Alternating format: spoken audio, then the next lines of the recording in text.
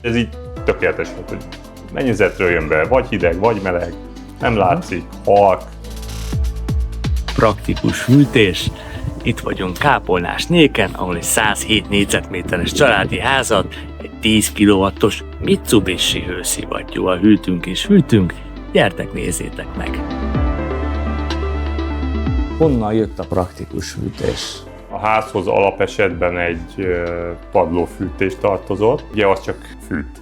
És mi szerettünk volna hűtést is, viszont nem szerettük volna elrontani a házat mindenféle klímákkal felszerelve, úgyhogy azért is gondolkoztunk valami olyan hűtés-fűtés megoldásban, ami esztétikus, nem látszik, de viszont hatásos, és akkor ezért hőszivattyú felé mentünk el. Hallottatok már erről a levegős rendszerről? Igen. Aha, igen. Aha. Csak ugye nálam például az egyik volt lakásomban, ott fennkódos megoldás volt, azt viszont nagyon nem szerettem volna, mert ez hangos, meg nyilván elfoglal helyet maga a fennkód készülék is, úgyhogy ez így tökéletes volt, hogy mennyezetről jön be, vagy hideg, vagy meleg, nem látszik, halk. Használjátok hűtésben is nyáron? Használjuk, abszolút. A háznak nagyon jó a szigetelése, tehát a fűtésre és meg hűtésre is viszonylag ritkán kell használnunk, és viszont ha használjuk, akkor meg tényleg pillanatok alatt vagy lehűti, vagy fel. Háttarifátok van? Vagy? Nem. Szivattyú az nagyon jó fogyaszt. Nyáron hűteni kell, és egész nap megy, minimális. Fűtés mennyi lehet? Ilyen 5-6 ezer forint, 10 ezer forint? Körülbelül Maximum. valahogy így, ugye? Amit ha külön tudnál mérni. És mondom, nem is nagyon használjuk. Tehát most januárban ugye hideg volt, most akkor azért így ment reggeltől estig, de most is szerintem érzed, hogy jó idő van. A levegőt, igen. És mondjuk valahogy 10 percre bekapcsoljuk, és akkor egy kicsit rátemperálunk, aztán amúgy meg semmi. Volt-e valami kételjed magával a légcsatornázható rendszerrel, hogy mondjuk fújni fogja a levegőt? Az az egy igen, hogy nagyon fogja fújni, de mivel ugye ezek a metosztátok vannak, ami ugye szépen szétteríti, abszolút nem. Tehát, hogy nálad az is különleges, ilyen üvegből van. Igen. Nagyon igen, jó. próbáltuk úgy, hogy dizájnba azért a házhoz írjen. Amikor volt ez a mínusz, január elején nagy mínuszok, éjszaka nem ment, de mondjuk reggel 7-től este 9-ig egyfolytában ment, semmi gond nem volt vele. Nem is akartok ide mást, gázt vagy ilyesmit? Nem.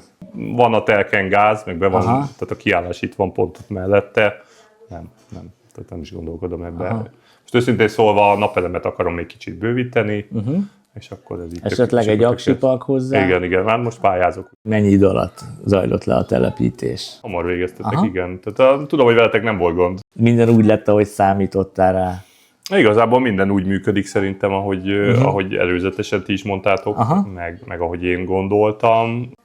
Még talán, szerintem nálunk még talán a teljesítménye túl sok is, én azt gondolom. Tehát, hogy tényleg olyan hamar befűti a házat, hogy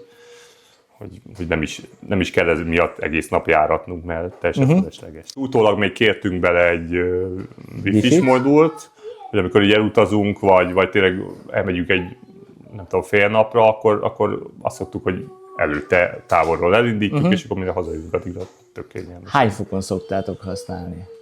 Hát itthon, ha ilyen 24 és fél, de általában ugye vannak ilyen belső hőmérők, és akkor nézzük, hogyha már mondjuk itt 22 foka mutatta a hőmérő, akkor kikapcsolom. Nyáron is körülbelül ezt a hőfokot szoktuk beállítani.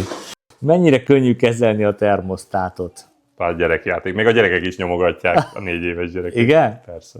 Kinek ajánlanád ezt a rendszert? Mindenkinek, aki mondjuk fűteni szeretne, nem szeretné a házát szerintem elrontani split klímákkal, én annak nem vagyok radiátorral. Radiátor helyet akar meg spórolni, így van. Mondjuk egy csomót tud gépészet spórolni. mínusz. Így van, gépészet mínusz, karbantartás mínusz, megy évente egyszer kell.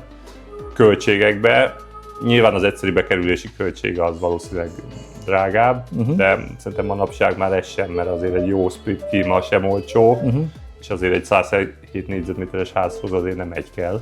Igen. Úgyhogy én bátran bárkinek.